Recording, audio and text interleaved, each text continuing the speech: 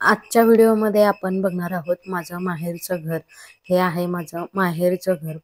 पूर्वी साधं घर होतं, आत्ताच त्याचं रिनोव्हेशन केलेलं आहे.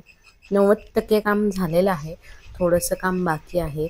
मग सामान वगैरे शिफ्ट करायच्या आधी म्हटलं एक आठवण म्हणून आणि त्याच्या आधी घर रिकामा घर कसं दिसतंय म्हणून हा व्हिडिओ. आणि तुम्हालाही आयडिया येईल की व्हिडिओ कसा आहे. कोणाला जर घर बांधायचं असेल किंवा फर्निचर करायचं असेल तर याच्यावरून आयडिया येईल.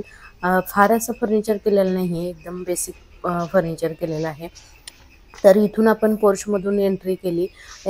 पहिल्यांदा हॉल आहे. हा हॉलमध्ये असा एकदम साधासा आणि थोडासा सध्या ट्रेंडी असलेला टी व्ही युनिट बनवला आहे. आणि त्याच्या बाजूला जे तुम्ही फर्निचरचं हे बघताय तर ते आहे छत्रपती शिवाजी महाराजांची तिथे फ्रेम वगैरे बसवायचं चालले, किंवा मग गणपती वगैरे बसवायला ते पण कामाला येईल. आता इकडे एक बेडरूम आहे. इथे पहिली बेडरूम नव्हती, इथे असा रिकामा पोर्च होता. ती आता इथे रूम बनवून घेतलेली आहे आणि ते ह्या बेडरूममध्ये फक्त स्टडी युनिटचं ते बनवलेलं आहे. मी परत कधीतरी ते डिटेलमध्ये दाखवेन फर्निचर.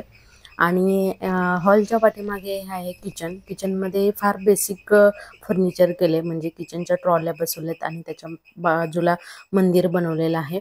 वर एक कॉकरी युनिट केलेलं आहे आणि इकडे वरचा पोटमाळा आणि इकडे कडापाचं हे होतं कपाट, तर त्यालाच फर्निचर करून घेतलेलं आहे. आणि किचनच्या मागे एक बेडरूम आहे. तर इथे असं झालं की बाथरूमचं काम अजून पूर्णपणे सुकलेलं नव्हतं, त्यातच कलर दिला, त्यामुळे ते कलरचं डाग पडलेलं आहे. ते सुकल्यावर व्यवस्थित होईल.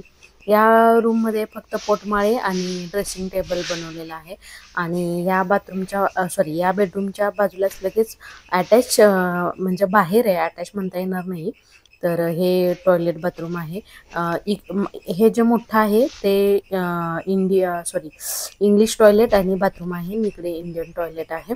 आणि याच्या पाठीमागून असा जिना काढून घेतलेला आहे.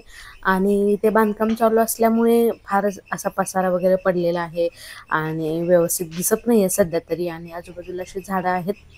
जेव्हा हे पूर्ण व्यवस्थित क्लीन करीन आणि सेटअप होईल तेव्हा परत एकदा व्हिडिओ